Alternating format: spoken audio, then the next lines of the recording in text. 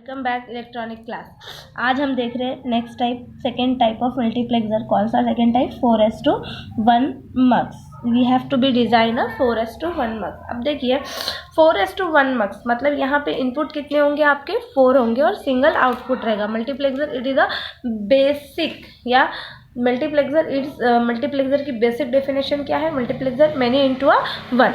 Now 4:1 multiplexer जब हम design कर रहे हैं तो 4:1 मल्टीप्लेक्सर में क्या होंगे? आपके 4 डाटा लाइन्स रहेंगे। ठीक है, ये 4 क्या स्टैंड कर रहा है? आपके डाटा लाइन्स कितने होंगे?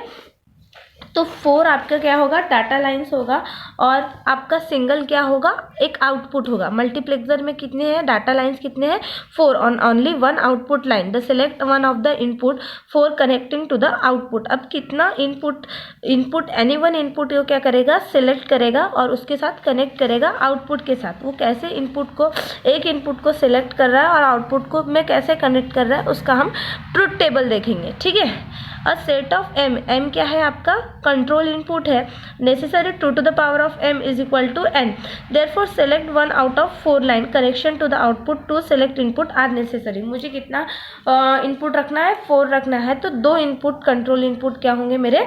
नेसेसरी होंगे। मैंने जैसे कि कहा था कि मेरा एक रूल है, एक फॉर्मूला है 2 to the power of m is equal to n।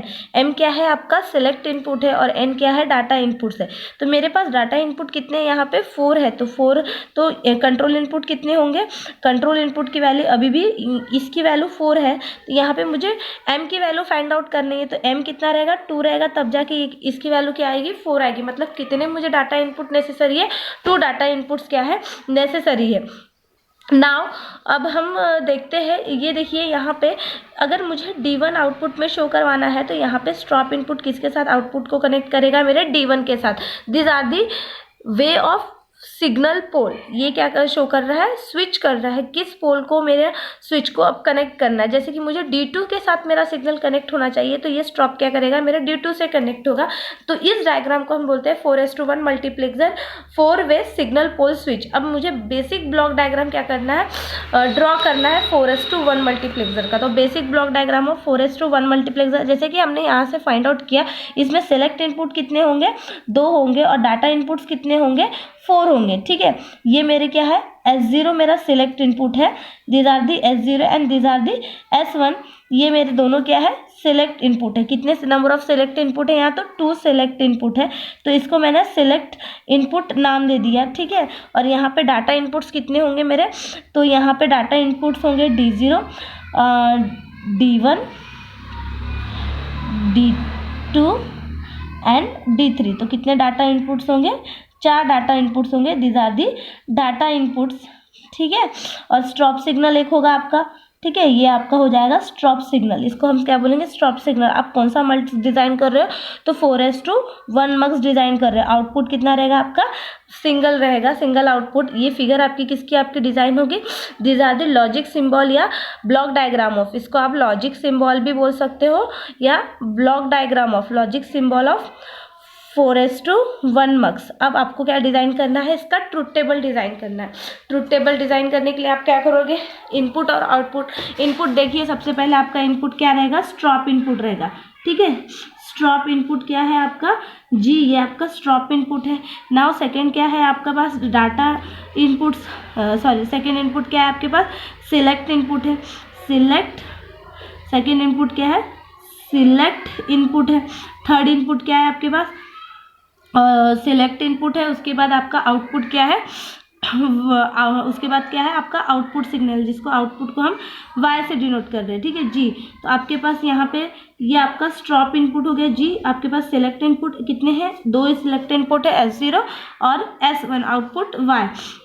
तो now we have to be discuss S0 और ये S1 आपका सिलेक्ट इनपुट है। ये क्या है आपका? S1 है। तो मेरे ऑल सिग्नल के लिए मेरा सिलेक्ट इनपुट क्या रहेगा? 0 रहेगा। 0 था तो आउटपुट में क्या शो हो रहा था? D0 शो हो रहा था। 0 1 था तो आउटपुट में D1 शो हो रहा था। 1 और 0 था तो आउटपुट में D2 शो हो रहा था। और 1 और 1 था तो आउटपुट में क्या शो हो रहा था? D3 शो हो रहा था। और सभी के लिए मेरा स्टॉप सिग्नल क्या था? 0 था। मुझे इसका आउटपुट इक्वेशन को बनाना है तो यहाँ पे 0 0 मतलब S0 complement S1 complement into D0 plus S0 complement into S1 into D1। फिर ठीक है, जहाँ पे 1 है वहाँ विदाउट कॉम्प्लीमेंट आएगा वो स्टॉप इनपुट, जहाँ 0 है वहाँ पे हम कॉम्प्लीमेंट लेंगे। यहाँ पे क्या आएगा S0 into S1 complement into D2 plus क्या आएगा S0 into S1 into D3। ये आपका आउटपुट बुलियन इक्वेशन आपने क्या कर लिया, डिज़ाइन कर लिया। अब इसका लॉजिक डायग्राम, ठीक है, आपने लॉजिक सिंबल अभी इसके पहले ड्रॉ किया था, अभी आपको लॉजिक डायग्राम ड्रॉ करना है।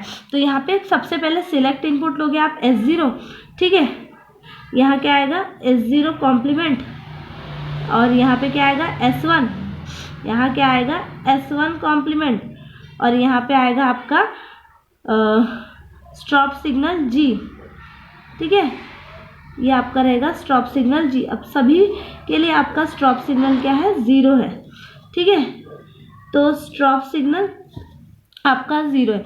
तो सबसे पहला इक्वेशन क्या था आपका S0 कॉम्प्लीमेंट, तो ये आपका क्या आ जाएगा 1 है अगर S0, तो यहाँ पे कॉम्प्लीमेंट में क्या आएगा S0 कॉम्प्लीमेंट आएगा। तो ठीक है, तो यहाँ पे मैंने S1, ये S1 कॉम्प्लीमेंट है, तो यहाँ पे S0 कॉम्प्लीमेंट, ठीक है, S0 कॉम्प्लीमेंट, तो ये S0 कॉम्प्लीमेंट। उसके बाद क्या है आपका S1 complement, this are the S1 complement, ये क्या है आपका स्टॉप सिग्नल, तो यहाँ से आपने स्टॉप सिग्नल लिया। अब देखिए इक्वेशन में सभी में आपका क्या है, इस इक्वेशन में क्या है, प्रोडक्ट है, तो प्रोडक्ट होगा तो यहाँ पे हम कौन सा गेट यूज़ करेंगे, एंड गेट को यूज़ करेंगे, ठीक है। अब यहाँ पे आपका एक D0 लगेगा, ये एक आप इनपुट रहेगा आपका D0, ठीक है। अब देखिए आपको सेकेंड गेट को ड्रॉ करना है। सेकेंड गेट को ड्रॉ करने के लिए आपके पास सिग्नल क्या है, यहाँ एंड गेट तो लगने वाला है क्योंकि सब में प्रोडक्ट है, मैं लगा देती हूँ, ठीक है।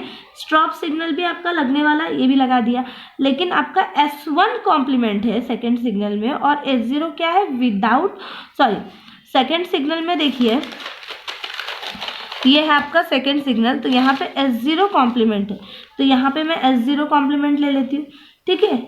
यहाँ पे मैंने S0 कॉम्प्लीमेंट लिया, और S1 क्या है आपका विदाउट कॉम्प्लीमेंट है, तो और ये आपका डाटा इनपुट D1।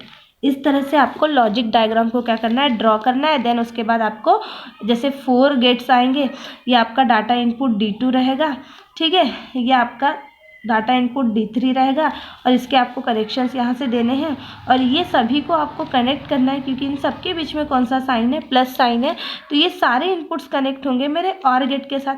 कुछ इस तरह से इसका क्या बनेगा, डायग्राम कंस्ट्रक्ट होगा। This are the 4:1 multiplexer. तो यहाँ पे अगर मैंने यहाँ पे S0 लिया, ये बुक्स में आपका S1 है, आप ऐसे भी इसको प्लॉट कर सकते हो।